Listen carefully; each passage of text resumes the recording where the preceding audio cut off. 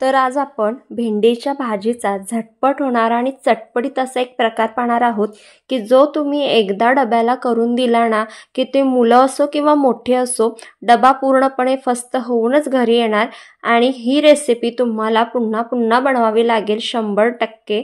तर त्यासाठी इथे मी पाव किलो भेंडी घेतलेली आहे। स्वच्छ धुवून पुसून घ्यायची आहे सुती कापडाने आणि एकदम अशी कुरकुरीत असले पाहिजे। हे पहा अशा पद्धतीने देठ वरचा जो आहे अलगदपणे तुटला तर ते समजायचं भेंडी एकदम ताजी आहे। आणि आता ही भेंडी आपल्याला कट करून घ्यायची आहे। मागचा भाग आणि वरचा भाग कट करून घ्यायचा आणि मधून पुन्हा कट करून घेते आणि पुन्हा एकदा त्याचे 4 भाग करून घेते। हे पहा अशा पद्धतीने काही कीड लागलेली असेल तर ती चेक करून घ्यायची आणि अशा पद्धतीने याचे 4 भाग करून घ्यायचे आहेत। हे पहा बाकीचे सगळे आता ही जे भेंडी आहे मी अशाच पद्धतीने कट करून घेणार आहे।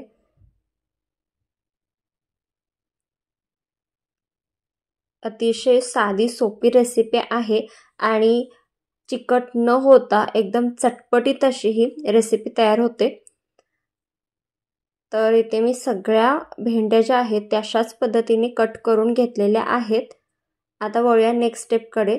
एका कढईमध्ये 1 चमचाभर तेल घ्यायचं आहे आणि ही जी आपण कट केलेली भेंडी आहे ती एक 2 ते 3 मिनिटं आपल्याला मीडियम हीटवर चांगली अशी भाजून घ्यायची आहे।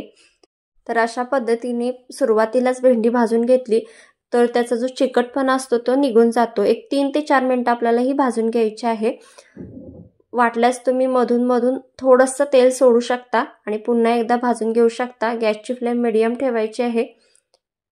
एकदम सुट्टी अशी होते आणि एकदम चटकदार आणि झटपट होणारी रेसिपी आहे। डब्याला तुम्ही आरामात देऊ शकता, डबा फस्त होऊनच घरी येणार।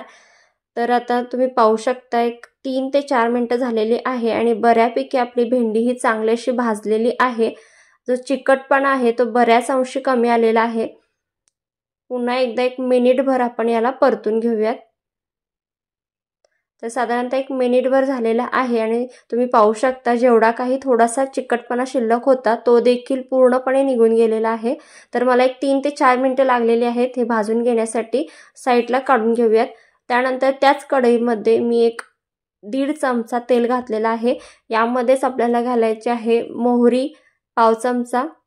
मोहरी चांगली तडतडली की जिरे पाव चमचा घालायचा आहे आणि 7 ते 8 लसणाच्या पाकळ्या मी कट करून घेतलेल्या आहेत त्या घालायच्या आहेत। कढीपत्ता एक 5 ते 6 पानं कढीपत्त्याची घ्यायची आहेत।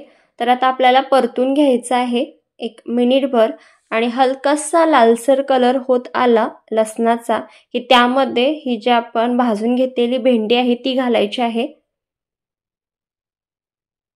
त्यानंतर चवीनुसार मीठ घालायचं आणि बेसिक मसाले एक पाव चमचा धनेपूड, पाव चमचा जिरेपूड, पाव चमचा गरम मसाला, 1 चमचा लाल तिखट आणि पाव चमचा हळद हे घालायचं आहे आणि 2 मोठे चमचे शेंगदाण्याचा कूट घालायचा आणि चांगला असं मिक्स करून घ्यायचं आहे।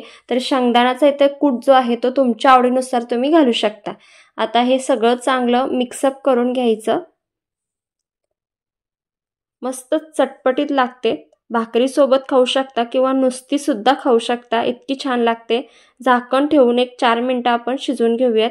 4 मिनिटं झालेली आहेत आणि चेक करून तुम्ही पाहू शकता भेंडी शिजलेली आहे की नाही। पण भेंडी शिजते आणि ते आपली चटपटीत झटपट होणारी भेंडीची भाजी तयार होते।